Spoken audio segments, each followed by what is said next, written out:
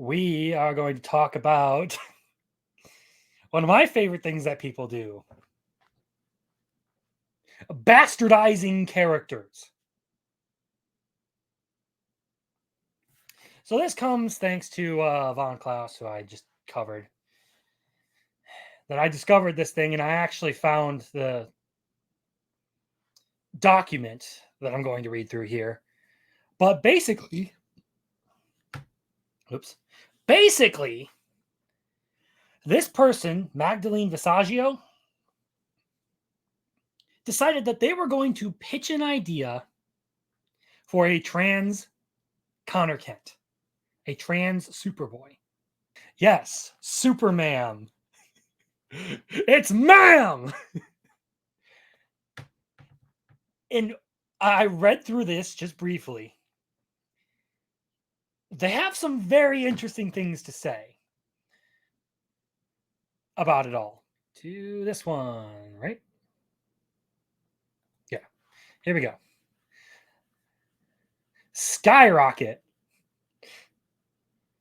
It's quite an interesting name. Either way, it goes into all of this talking about how, like, Connor Kent developed a small sort of fan base because of Young Justice. Good cartoon. But he never really found a place in comics. Okay, can't speak to that. Never really was huge on comics. I watched a lot of the cartoons and movies, but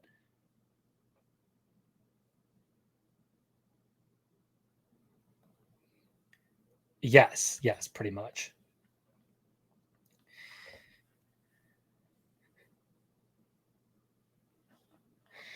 It's one of those things. Okay, you know what? I'm just gonna get into this. I'm gonna get into this. So Connor Kent is in a weird place, yeah, because you aged up John Kent and turned him into Superboy, which basically took away Connor Kent's whole role. He was originally created for the reign of Superman. Connor's destiny as Superman was always at the core of his character, but perhaps due to embarrassment at sheer 90s toot of it all, Connor has spent the last 30 years struggling to find a foothold in DC Comics and has seen his concept and his continuity continually reinvented as he served as a leader of various teenage supergroups and even founded a devoted fan base in Young Justice cartoons. But Connor has largely been relegated to being the Jason Todd of the Super family. Oh yeah, that guy's around. Maybe we should use him. It's only going to get worse from here. Basically, this person is going to pitch insanity.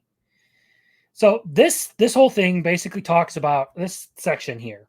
I'm not going to read through the whole thing. Talks about how Connor Kent came to be and how he feels like he needs to be something other than Superman because he doesn't like living in Superman's shadow. And now that he doesn't have to live in Superman's shadow, what does he do? I don't know, maybe become a hero of his own?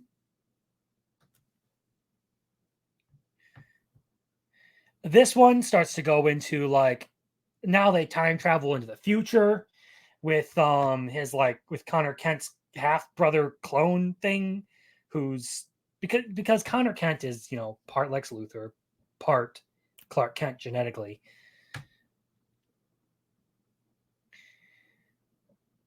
They're technically like the one who's more Superman is Connor Kent, and the other one is more Lex Luthor. And they basically go to the future to fight a bunch of, like, the descendants of Superman. So they're all part Kryptonian, and it becomes a huge issue. And they prove, like, they're better and all of that. And then they discover that nobody knows who Superboy is or Connor Kent.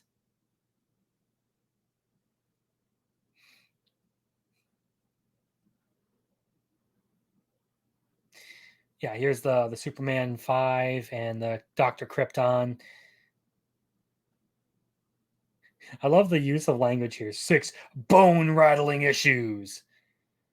The only bone you're rattling is the one beneath your skirt, ma'am.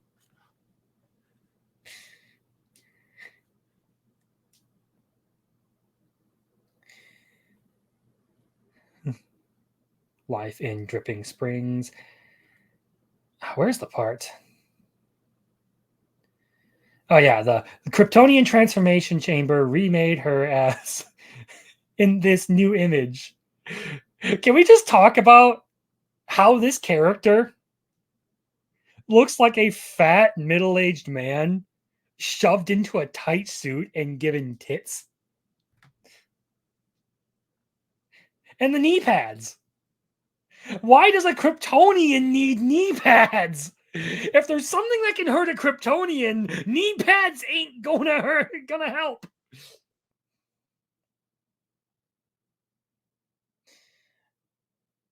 I also love how like they didn't even try to make it like passable in the design. They didn't even just straight up make it a chick. They had to make it look like a dude with tits.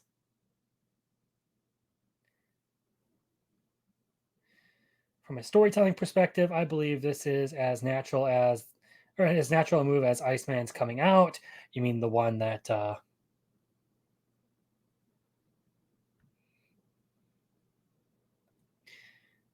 mean, they already have a trans member of the Bat family.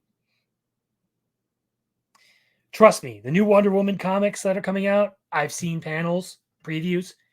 They look like shit. It's all like this retarded, like anti-American, like America actually has this like shadow king who hates Wonder Woman and he represents the patriarchy. And there's this line in there that goes, "You say I am a fool because I am a girl, but I think that those who call girls fools are fools themselves." That's the kind of people writing this stuff. From a story perspective, I believe this is as natural as coming. The whole dynamic I've been describing in this document is one of struggle to secure a sense of self, and it's just incredibly trans. I love that language right there. It's just incredibly trans. When someone talks like that, you know that shit's going to get wild. He's had an identity crisis revolving around his origins before, but none which led to meaningful, lasting change, all while dealing with perpetual rage problems so common to closeted trans women. Connie always, as a trans woman, I need to make clear that hey, do you remember this language from last week? When we were talking about Leslie Headland? As a queer woman, as a queer girl, as a queer filmmaker,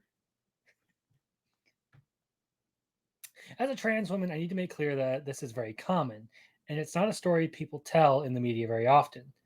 There are countless trans folk who finally put it together, finally connect those dots post adolescence. Sending Connor on a quest for personal identity would absolutely shake this stuff loose. The person who comes out the other side would be meaningfully different no matter what, and forcing her to reckon with herself instead of with legacy provides stronger context. All right, I'm going to close this out.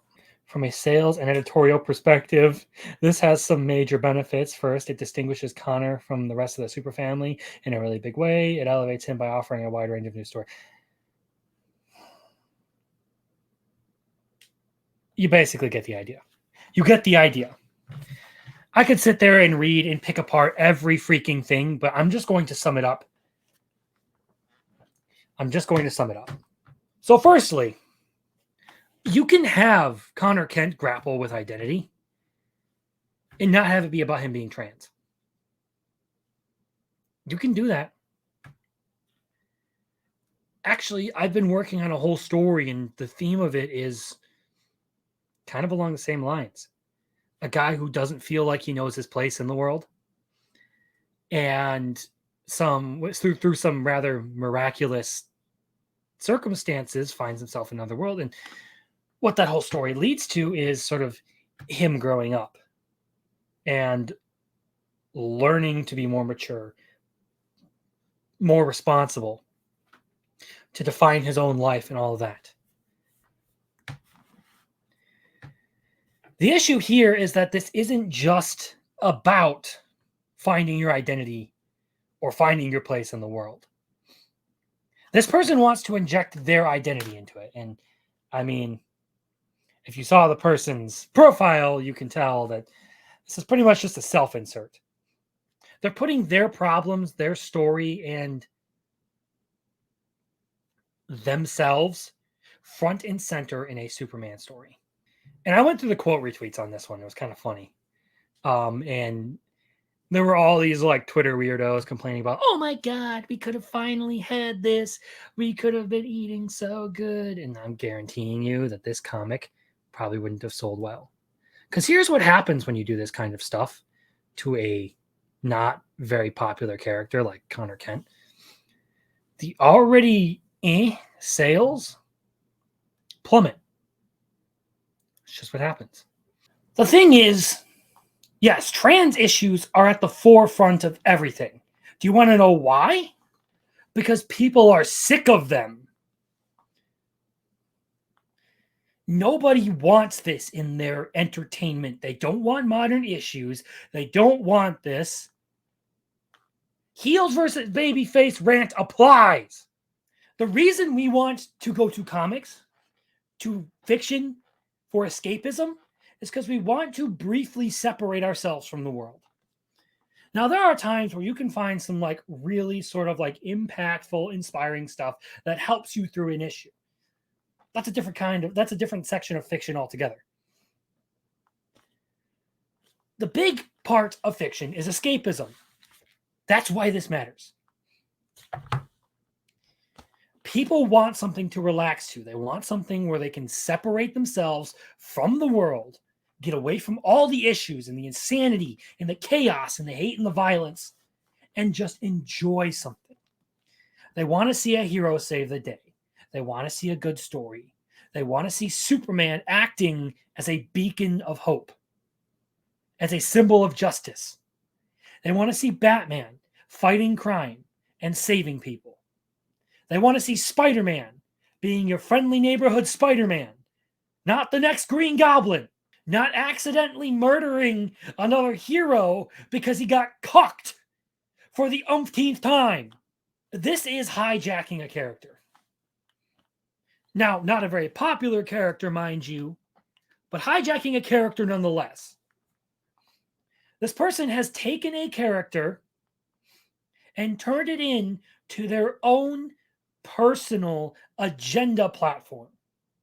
They want to talk about trans issues. So instead of creating their own character, they've taken one that already has a following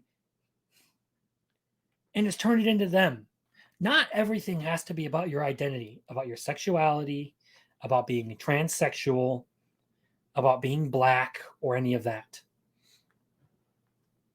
If I went around introducing myself, like saying, as a white guy all the time, and I did it a couple times ironically here in this stream when Vin Zinker showed up. If I went around talking like that, people would wonder if I'm off my rocker or not. And they'd be justified in thinking that. The fact of the matter is that nobody cares about your identity, which is why these things fail. Get it through your skull that we don't give a fuck about you. I don't care whether you slam clams, ride rockets, or you got a bone hidden beneath your skirt. Okay? I don't give a rip about any of that. It ain't my business what a consenting adult does to themselves or with another consenting adult. The issue is you want to take a medium that's primarily for children, make it about issues that are for adults, and try and to your own, what you admitted yourself, make it about helping people realize before they're an adult that they're trans. It's about agenda. It's about taking the character and doing what they want with it. Marvel and DC are dying for this. Again, don't believe me about Marvel and DC dying? Look at the colossal ass fucking they're taking from manga. You don't need to take an existing character. Okay, look. If you're going to do your issues, deal with your issues. Fine. Make something about it. Go ahead. Make your own character, though. Because we have characters we loved. We have characters that we grew up watching. And then you came in to our space because you saw it was profitable to preach your agenda in that space. And you took something we loved and you ruined it. And it's not just that I'm saying this about the Connor Kent stuff. It's about everything. It's about Marvel and how they took Marvel and then they did the all new all Marvels or all new all different Marvel, and it failed. And when they tried to do it in the MCU, it failed again. When they tried to insert their agenda into Lord of the Rings, Tolkien fans rejected it. When they did this to Star Wars and to DC, rejected again. Witcher, rejected. Wheel of Time, rejected. People don't like this stuff. The destruction of the things we love. It's too late to reverse this. It's too late to reverse course because these corporations they physically cannot fire these people. They can't get rid of them. They're stuck with these people. Because the moment they try to get these, okay, back to what I was saying. These corporations are stuck with these people. They can't fire them. Because the moment they do, all these diversity hires will scream racism, sexism, bigotry. And it'll get them into a huge mess. They'll cry wrongful termination, in spite of the fact that these people have single-handedly, destroyed, or not single-handedly, these people have collectively destroyed the companies they work for because they've driven people away from sales. The big two are stuck. Hollywood are stuck with these people. They let them in, and now they will not leave. They're squatters.